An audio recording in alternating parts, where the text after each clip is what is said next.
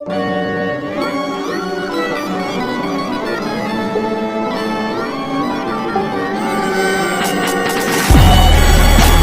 दोस्तों आज की इस वीडियो में हम बात करने वाले हैं बायोलॉजी के मोस्ट इम्पॉर्टेंट ऑब्जेक्टिव के बारे में। अगर दोस्तों आप 2023 में बिहार बोर्ड मैट्रिक का एग्ज़ाम दे रहे हैं तो दोस्तों ये वीडियो आपके लिए बहुत ही हेल्पफुल होगा, क्योंकि आपके तैयारी को बेहतर से बेहतर बनाने के लिए प्रतिदिन सुबह 7 बजे जो है आपको इससे यूट्यूब चैनल के माध्यम से जो है लाइव ऑब्जेक्टिव दिया जाता है। तो आप लोग इससे यूट्यूब चैनल से जुड़िए और अपने तैयारी को बेहतर से बेहतर कीजिए। अगर दोस्तों अब की बार आपका भी सपना है 450 प्लस करने का, तो दोस्तों आज से ही आप तैयारी में जुट जाइए। आपका गारंटी के और वादा करता हूं कि आपको भी 450 प्लस नंबर आपको आएगा, और मैं पूरा गारंटी के साथ कहता हूं। अगर दोस्तों अभी से आप तैयारी में जुट जाते हैं ना, तो आपको 450 में से एक नंबर भी नहीं कटने वाला है। तो इसके लिए मात्र आप लोग को जो है 15 से 20 मिनट समय यहाँ देना है। आपका ऑब्जेक्टिव एक भी एग्जाम में नहीं छूटेगा,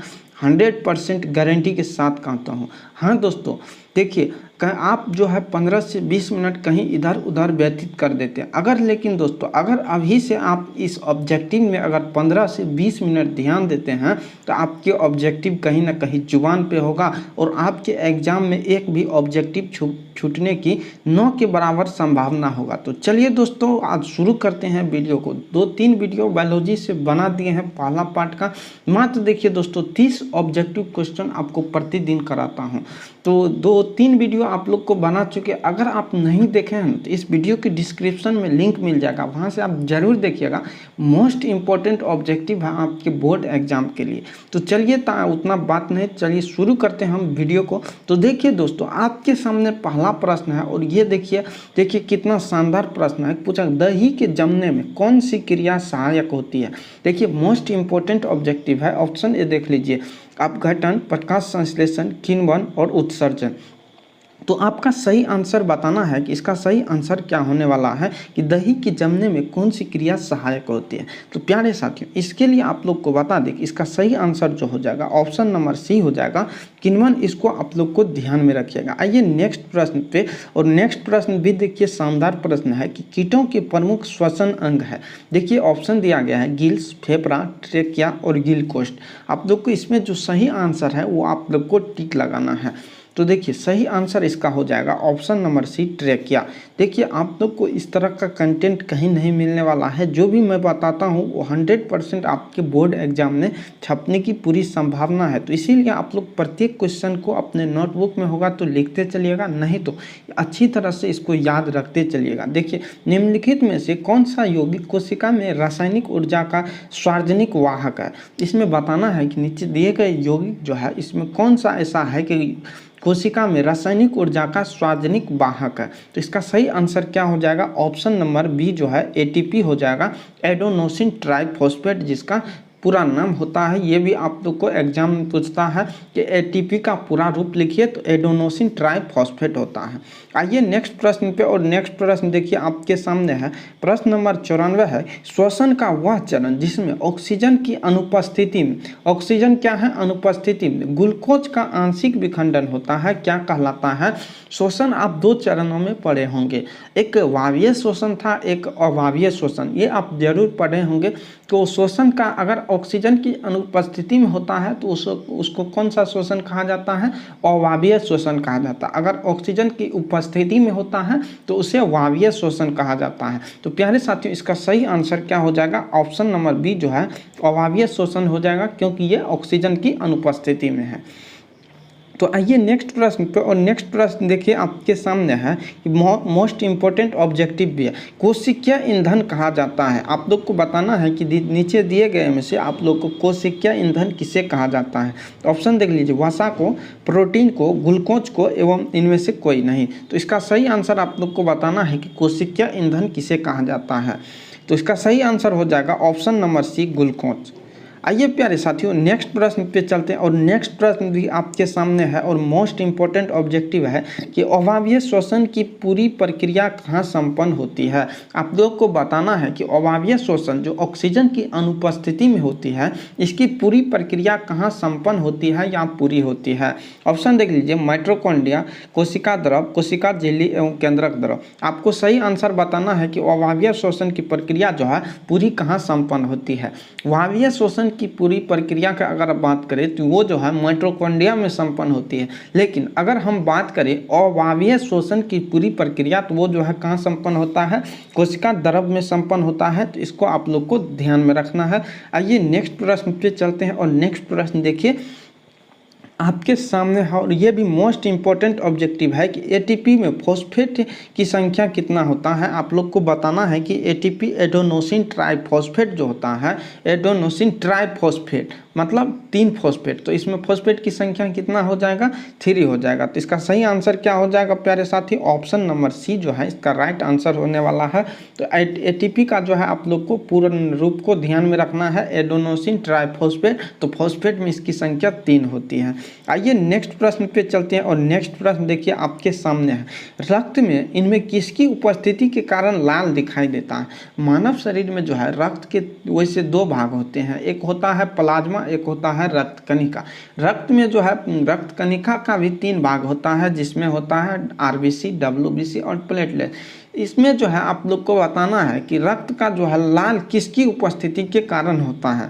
तो प्यारे साथियों इसका सही आंसर हो जाएगा ऑप्शन नंबर बी जो है, रक्त हीमोग्लोबिन के कारण ही लाल दिखाई देता है। तो इसका सही आंसर होगा हीमोग्लोबिन। अगर साथी प्लाज्मा में से अगर हम फाइब्रोनिजन को निकाल लेते हैं तो उसमें क्या बचता है, सिर्फ सीरम बचता है। और रक्त का जो है 60 से 65% भाग प्लाज्मा होता है एवं रक्त का जो है 65 के बाद जो कहा जाए तो 35 से जो है ये 40% भाग 45% ये जो है होता है क्या, रक्त कणिका होता है। इसको आप लोग को ध्यान में रखना है। आइए नेक्स्ट प्रश्न पे और नेक्स्ट प्रश्न देखिए, मनुष्य में सांस लेने और छोड़ने की क्रिया को क्या कहा जाता है। अगर सांस लेते हैं छोड़ते हैं, लेते हैं छोड़ते हैं, तो इस क्रिया को हम क्या कहेंगे, वो आपसे पूछा गया है। तो इसका सही आंसर क्या हो जाएगा, स्व उच्छ्वास हो जाएगा। क्या हो जाएगा, स्व उच्छ्वास। ऑप्शन नंबर इसका एकदम राइट आंसर होने वाला है। इसको आप लोग को ध्यान में रखना है। आइए नेक्स्ट प्रश्न पे और नेक्स्ट प्रश्न देखिए आपके सामने है। प्रश्न में पूछा गया है कि मनुष्य का मुख्य नाइट्रोजनी उत्सर्जी पदार्थ है, कि मनुष्य जो है मुख्य उत्सर्जी पदार्थ कौन सा है, मुख्य नाइट्रोजनी उत्सर्जी पदार्थ कौन सा है। ऑप्शन ए देख लीजिए, अमोनिया है, उसके बाद यूरिया है, यूरिक अम्ल है, ग्वानिन है। तो इसका सही आंसर आप लोग को बताना है कि इसका राइट आंसर क्या होगा। तो इसका सही आंसर हो जाएगा ऑप्शन नंबर सी जो है राइट आंसर होने वाला है, यूरिक अम्ल। क्या हो जाएगा, इसको आप लोग को ध्यान में रखना है। आइए नेक्स्ट प्रश्न पे और नेक्स्ट प्रश्न भी देखिए मोस्ट इंपॉर्टेंट है आपके बोर्ड एग्जाम के लिए, कि युगलिना में पदार्थ के परिवहन हेतु निम्नलिखित में से कौन सी प्रक्रिया उत्तरदायित्व है। ऑप्शन ए देख लीजिए, प्रासरण, विसरण, अवशोषण, रसावरोहण। तो इसका सही आंसर आप लोग को बताना है कि युगलिना में जो है पदार्थ के परिवहन हेतु, परिवहन से तात्पर्य है कि एक स्थान से दूसरे स्थान हेतु निम्नलिखित में से कौन सी प्रक्रिया उत्तरदायित्व है। तो प्रासरण प्रक्रिया के तहत क्या होता है, नीचे से ऊपर जाता है, विसरण से ऊपर से नीचे आता है। तो युगलिना में जो है कैसा होता है, ऊपर से नीचे आता है। तो अब बता सकते हैं कि आप लोग कौन सी प्रक्रिया होगा, तो विसरण की प्रक्रिया होगा। क्या होगा, इसका सही आंसर ऑप्शन नंबर बी हो जाएगा, विसरण। तो चलिए आइए नेक्स्ट प्रश्न देखते हैं। अगले प्रश्न आपके सामने भी है और पूछा गया है कि रक्त का लाल रंग निम्नलिखित में से किस प्रोटीन की उपस्थिति के कारण होता है। ये पिछले क्वेश्चन में भी था, तो आप भी इसको देख लीजिए। हीमोग्लोबिन के कारण जो है ये लाल रंग होता है। तो इसको आप लोग को ध्यान में रखना है, वो मोस्ट इम्पोर्टेंट ऑब्जेक्टिव भी है। देखिए नेक्स्ट प्रश्न पूछा गया है कि निम्नलिखित में से कौन पौधे में जल संवहन करता है। तो जाइलम का कार्य क्या है, पौधे में जो है जाइलम कोई कैसा उत्तक है, ये भी आपसे एग्जाम में पूछ लेगा। तो जाइलम कैसा है, एक अस्थायी उत्तक है। जाइलम अस्थायी ऊतक है जाइलम एवं फ्लोएम। तो जाइलम का कार्य क्या है, पौधे में जल का संवहन कौन करता है, जाइलम करता है। अगर हम बात करें फ्लोएम की, तो फ्लोएम जो है बने हुए भोजन को जो है विसरण प्रक्रिया के तहत जो है पौधे के संपूर्ण भाग में भेजने का काम कौन करता है, तो फ्लोएम करता है। तो प्रश्न पूछा गया है कि जल में जो है कौन सा पौधे में जल का संवाहक ऊतक है, तो इसका सही आंसर हो जाएगा ऑप्शन नंबर ए, जाइलम जो है जल का संवहन करता है। इसको आप लोग को ध्यान में रखना है।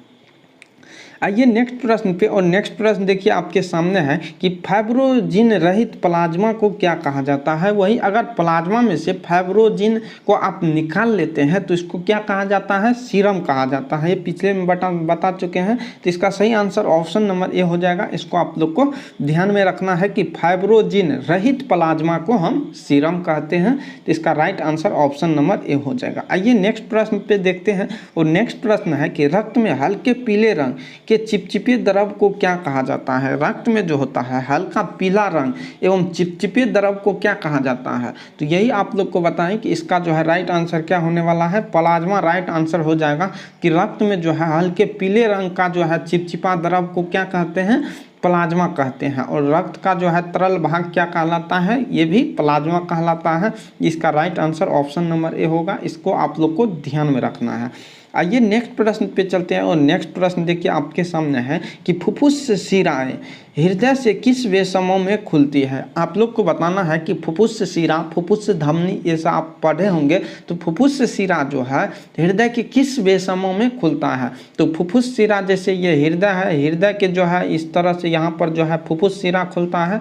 ये जो है आप लोग का आलिंद हृदय, आप मानव के हृदय 4 चैम्बर में बटा होता है, आलिंद और निलय, दायां आलिंद बायां आलिंद, दायां निलय बायां निलय। तो यहाँ बताना है कि फुफ्फुस शिरा जो है किस वेशम में खुलता है। तो यहाँ से आता है, तो कहने का मतलब जो है ये किस में आएगा, बायां आलिंद में। तो इसका सही आंसर क्या हो जाएगा, ऑप्शन नंबर ए जो है बायां आलिंद हो जाएगा इसका राइट आंसर। आइए प्यारे साथियों, और नेक्स्ट प्रश्न पे चलते हैं। और नेक्स्ट प्रश्न देखिए आपके सामने 107 नंबर प्रश्न है कि कौन सी रक्त कणिका मनुष्य के प्रतिरक्षा तंत्र का निर्माण करती है। आपको बताना है कि कौन सी ऐसी रक्त का भाग आप लोग को बता चुके हैं। देखिए ल्यूकोसाइट को आप किस नाम से जानते हैं, WBC के नाम से जानते हैं। इसको एरिथ्रोसाइट को RBC के नाम से जानते हैं। रक्त कणिका इससे प्लेटलेट्स कहा जाता है। तो आप लोग को बताना है कि इनमें जो है किस RBC इसको कहा जाता है। और आपको बताना है कि इसमें जो है रक्त कणिका मनुष्य के प्रतिरक्षा तंत्र का निर्माण करता है। तो रक्त कणिका जो है प्रतिरक्षा तंत्र का कौन निर्माण करता है, ल्यूकोसाइट, अर्थात WBC जो है प्रतिरक्षा तंत्र का निर्माण करता है। तो इसका सही आंसर हो जाएगा ऑप्शन नंबर ए जो है ल्यूकोसाइट। इसको आप लोग को ध्यान में रखना है, मोस्ट इंपॉर्टेंट ऑब्जेक्टिव है प्यारे साथियों आपके एग्जाम के लिए। आइए नेक्स्ट प्रश्न पे चलते हैं, और नेक्स्ट प्रश्न देखिए पूछा गया निम्नलिखित में से कौन से यंत्र का उपयोग रक्त दाब को मापने में किया जाता है। बैरोमीटर की अगर बात करें तो ये जो है वायुमंडलीय दाब की माप के लिए किया जाता है। अगर मैनोमीटर की बात करें तो ये जो है हवा की माप में किया जाता है, जो भी करें। इसके अगर हम बात करें स्फेग्नोमैनोमीटर की, तो ये जो है मानव में जो है रक्त की दाब को मापने के लिए किया जाता है। तो इसका सही आंसर हो जाएगा ऑप्शन नंबर सी जो है इसका एकदम राइट आंसर होने वाला है। इसको आप लोग को ध्यान में रखना है कि यंत्र जो रक्त दाब को मापने में प्रयोग किया जाता है उसका नाम क्या है, स्फेग्नोमैनोमीटर। इसको आप लोग को ध्यान में रखना है। आइए नेक्स्ट प्रश्न पे चलते हैं, और नेक्स्ट प्रश्न देखिए आपके सामने है कि शुद्ध रक्त को हृदय से शरीर के विभिन्न भागों में ले जाने वाली रक्त वाहिनियों को क्या कहते हैं।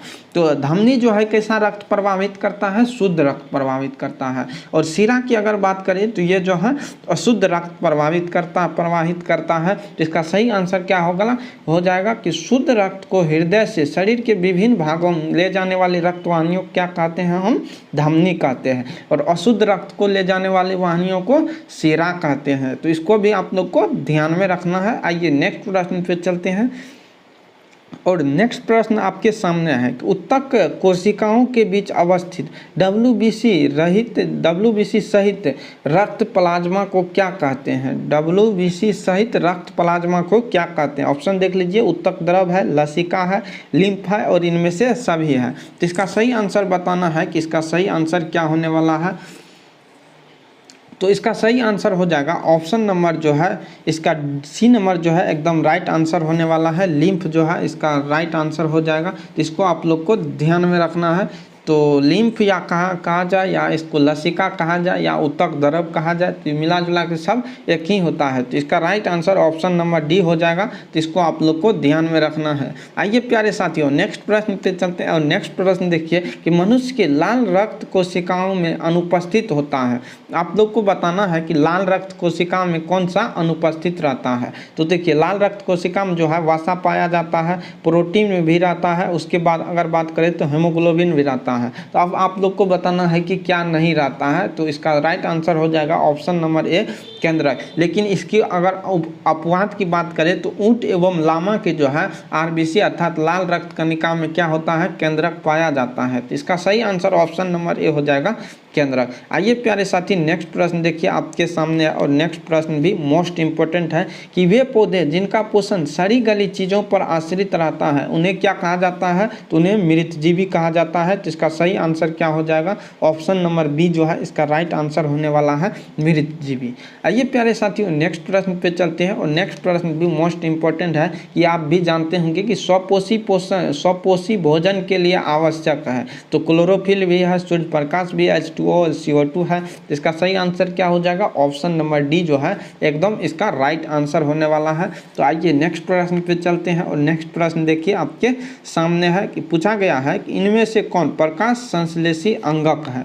आपको बताना है कि नीचे दिया गया जो है उसमें आप लोग को प्रकाश संश्लेषी अंगक कौन सा है वो बताना है। तो इसका सही आंसर जो है हो जाएगा ऑप्शन नंबर ए हरित लवक। क्या हो जाएगा, हरित लवक क्या है, एक प्रकाश संश्लेषी अंगक है। इसको आप लोग को ध्यान में रखना है। आइए नेक्स्ट प्रश्न पे चलते हैं और नेक्स्ट प्रश्न देखिए आपके सामने है कि पूछा गया है कि वायुमंडल में CO2 का कितना परसेंट होता है। तो वायुमंडल में जो है CO2 कितना होता है, 0.03% होता है। तो इसको आप लोग को ध्यान में रखना है। और अगर हम बात करें तो नाइट्रोजन जो है 78% रहता है, इसको आप लोग को भी ध्यान में रखना है। तो इसका सही आंसर क्या हो जाएगा, ऑप्शन नंबर जो है ऑप्शन नंबर क्या हो जाएगा, ऑप्शन नंबर बी जो है इसका एकदम राइट आंसर होने वाला है 0.03%। तो नाइट्रोजन कितना परसेंट रहता है, 78%। तो इसको भी आप लोग को ध्यान में रखना है प्यारे साथियों, मोस्ट इंपॉर्टेंट ऑब्जेक्टिव है। आइए नेक्स्ट प्रश्न पे चलते हैं और नेक्स्ट प्रश्न देखिए आपके सामने है, इनमें से किसके द्वारा अमीबा जो है भोजन का अंतर्ग्रहण करता है। तो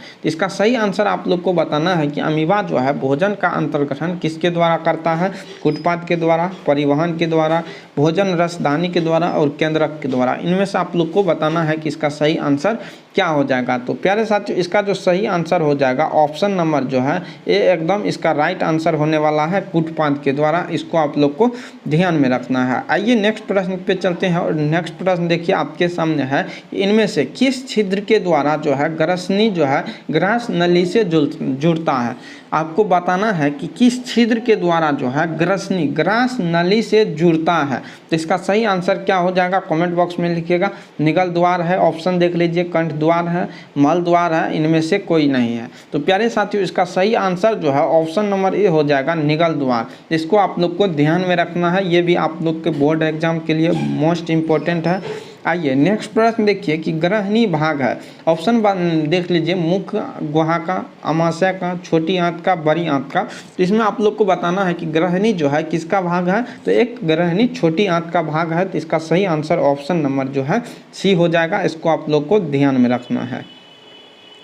आइए नेक्स्ट प्रश्न पे और नेक्स्ट प्रश्न देखिए आपके सामने है कि टाइलिन परिवर्तित करता है। ऑप्शन देख लीजिए, वसा को वसा अम्ल में, गलत है। ऑप्शन बी देख लीजिए, मंड को शर्करा में, गलत है। या ऑप्शन सी देख लीजिए, प्रोटीन को एमिनो अम्ल में। या ऑप्शन डी नंबर देख लीजिए, प्रोटीन को पेप्टोन में। तब आप लोग को इसका सही आंसर बताना है कि इसका सही आंसर क्या होने वाला है कि टाइलिन परिवर्तित करता है। टाइलिन किसको परिवर्तित किस में करता है, मंड को जो है ये शर्करा में परिवर्तित करता है। तो प्यारे साथियों इसका सही आंसर जो है ऑप्शन नंबर बी हो जाएगा, मंड को शर्करा में। आइए नेक्स्ट प्रश्न पे और नेक्स्ट प्रश्न देखिए आपके सामने है। नेक्स्ट प्रश्न देखिए, प्रश्न नंबर 119 में पूछा गया है, निम्नलिखित में से किसे पाचक रस स्रावित करने की आवश्यकता नहीं होती है। तो ऑप्शन देख लीजिए, मोनोसिस्टिस, उसके बाद म्यूकर, उसके बाद अमीबा, उसके बाद हरा पौधा। तो आपको बताना है कि नीचे दिए गए में से जो है आपको किसे पाचक रस स्रावित करने की आवश्यकता नहीं पड़ती है। तो प्यारे साथियों, इसका सही आंसर जो है ऑप्शन नंबर ए हो जाएगा, मोनोसिस्टेज। तो इसको आप लोग को ध्यान में रखना है कि इसका right answer option number A हो जाएगा। आइए प्यारे साथियों नेक्स्ट प्रश्न पे देखिए, और ये रहा आपका नेक्स्ट प्रश्न कि कौन सा एंजाइम्स प्रोटीन का पाचन अम्लीय माध्यम में करता है। तो प्रोटीन का जो है पाचन अम्लीय माध्यम में कौन करता है, तो प्रोटीन का अम्लीय माध्यम में पाचन जो है कौन करता है, पेप्सिन करता है। तो इसका सही आंसर क्या हो जाएगा, ऑप्शन नंबर डी जो है पेप्सिन हो जाएगा एकदम इसका राइट आंसर। तो दोस्तों आज की वीडियो में आप लोग को इतना ही। अगर हाँ दोस्तों ये आप लोग को कैसा लगा वो कमेंट बॉक्स में आप जरूर लिखिएगा। दोस्तों अगर हाँ इस YouTube चैनल पर न्यू आते हैं ना तो चैनल को सब्सक्राइब कर लीजिएगा, क्योंकि आपकी तैयारी को कहीं ना कहीं बेहतर बनाने के लिए आपको इस YouTube चैनल के माध्यम से प्रत्येक दिन ऐसा ऑब्जेक्टिव आप लोग को कराया जाता है। तो ये आप लोग को कैसा लगा वो ज़रूर लिखिएगा। हाँ दोस्तों तो ठीक है, बने रहिए इस YouTube चैनल से। और फिजिक्स का अगर नहीं देखे हैं तो वो 3-4 चैप्टर का ऑब्जेक्टिव पूरी कंप्लीट है, वो आप लोग को प्ले लिस्ट में मिल जाएगा, अन्यथा इसके डिस्क्रिप्शन बॉक्स में लिंक भी मिल जाएगा। तो वहाँ से आप ज़रूर देखिएगा, आपके एग्ज़ाम को कहीं ना कहीं 100% जो है बेहतर बनाया जाएगा। देखिए दोस्तों आप जो है अगर अभी से तैयारी करते हैं ना तो आपके एग्ज़ाम में 100% हम गारंटी के साथ, कई बार बोलता हूँ कि आपके एग्ज़ाम में 100% गारंटी के साथ कहता हूँ कि आपके बेहतर होगा। तो दोस्तों ठीक है, बने रहिए इस YouTube चैनल से, तब तक